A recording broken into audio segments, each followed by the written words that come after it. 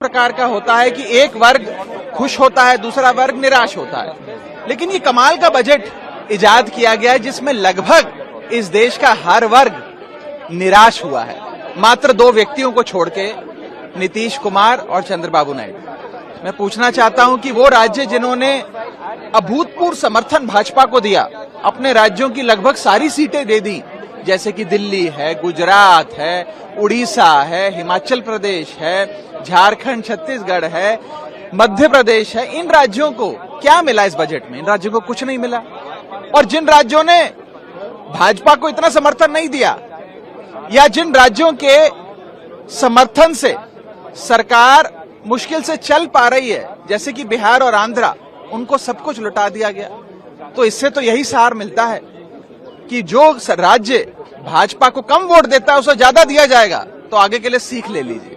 और दूसरी चीज, जहां तक एक आम नागरिक की बात है, इसमें कोई दो राय नहीं है, आपका इकोनॉमिक सर्वे भी, सीएमआई की रिपोर्ट भी, और जितने भी ये एजेंसीज हैं, इनकी जो भी सालाना रिपोर्ट्स आती हैं, साफ बताती हैं कि इस देश में आय तो बढ़ नहीं रही, लेकिन महंगाई बढ़ती जा रही है।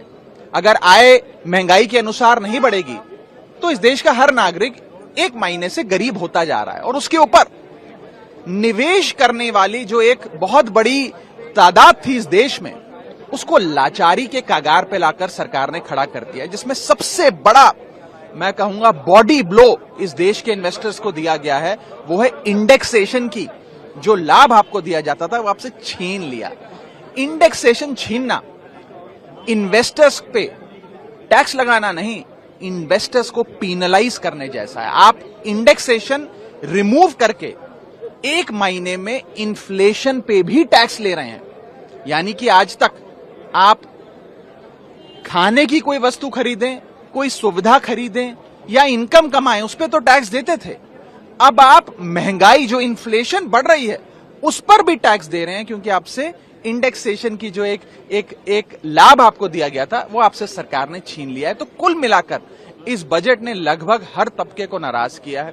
सर, दिल्ली के हिस्से में क्या है? दिल्ली के हिस्से में खास तौर पे, दिल्ली वो राज्य जो शेयर इन सेंट्रल टैक्सेस में लाखों करोड़ों रुपए केंद्र सरकार के खजाने में जमा कराता है, दिल्ली वाले जमा कराते हैं, उनका शेयर इन सेंट्रल टैक्सेस जो उन्हें मिलना चाहिए, उसके लिए कुछ भी नहीं मिला। वो 20 साल से जितनी राशि मिलती थी, करीब 350-400 करोड़ मिलती है, बस उतनी ही मिलती है।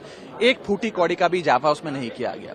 और एक प्रकार से पक्षपात तमाम राज्यों में किया गया है, दुर्भाग्यपूर्ण है। और मुझे लगता है कि शायद ही कोई ऐसा बजट होगा इस देश के इतिहास में जिसने लगभग सबको निराश किया हो। और यहां तक कि अगर आप भारतीय जनता पार्टी की समर्थकों से बात करें, इंटरनेट पे देखें या इंटरनेट के अलावा भी सड़क चलते भाजपा के समर्थकों से बात करें, वो सब भी इस बजट से निराश हुए हैं।